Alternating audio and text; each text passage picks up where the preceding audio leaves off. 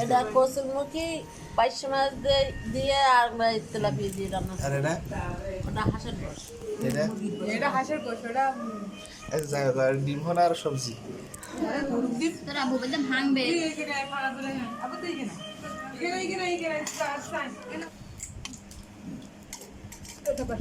না না বেশি দিতেন থাকার জন্য আরিয়াম দেখাটা কি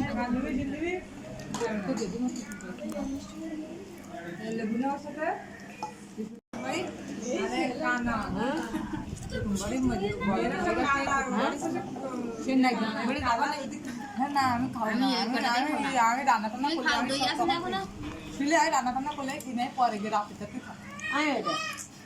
খাইতে না আমি এখন দেখে দিন এই দইটা সবজি দিয়ে আর নুন তাই